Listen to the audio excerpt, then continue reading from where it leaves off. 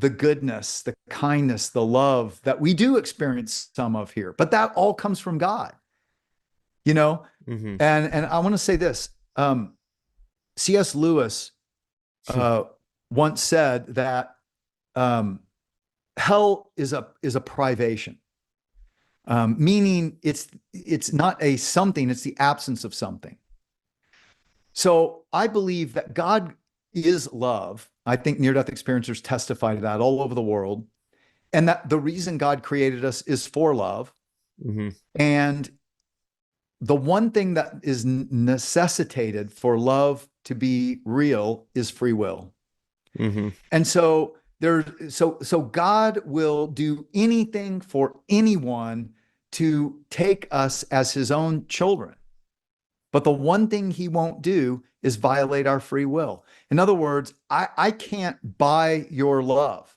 I can buy you gifts, but maybe you love the gifts, but not me. Hmm. So love can't be bought. I can't coerce you or manipulate you or force you to love me. I could hold a gun to your head and say, do this or say that, but we all know that's not real love. And so God, in essence, created a creature where he limited himself in order to have a creation that he could love and could love him back. I think that's what humanity is. I think that's also why there's so much crap we hate in this world. iPhone users, you got to watch out for these scams because I got an email the other day saying that my iCloud. Because we do go our own way and we do our own will. And it's like, my will be done. And if you don't, God, I'm going to flip you off and go my own way. Yep. And we live this way, all of us. And that is what we hate about Earth, though we don't realize it always.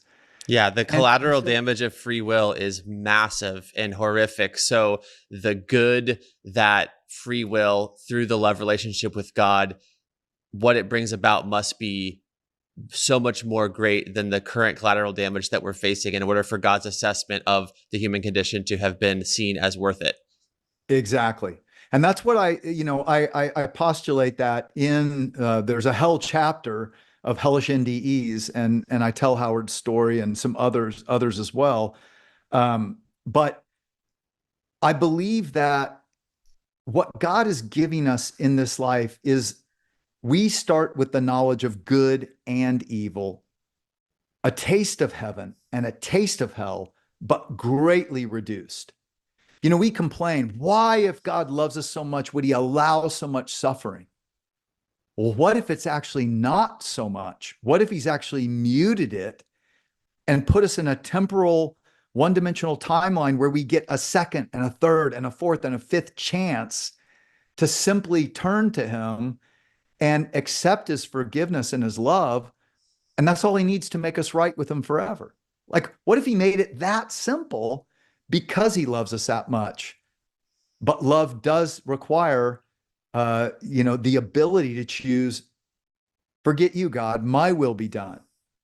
And hell is the one place that God created where free will creatures get what they want when what they think they want is not God. But that is the place where the love of God and the light of God and the life of God and all the good and all the beauty we see and we love, it's not there. It's gone. And even law that today constrains evil, and I think even conscience, and I think is God's spirit speaking to our conscience that restrains evil, that's gone too. So that's Yep. what Howard experienced, that I am going to devolve just like these people. And hell is dominate or be dominated. Yeah. It's really profound what you're saying to think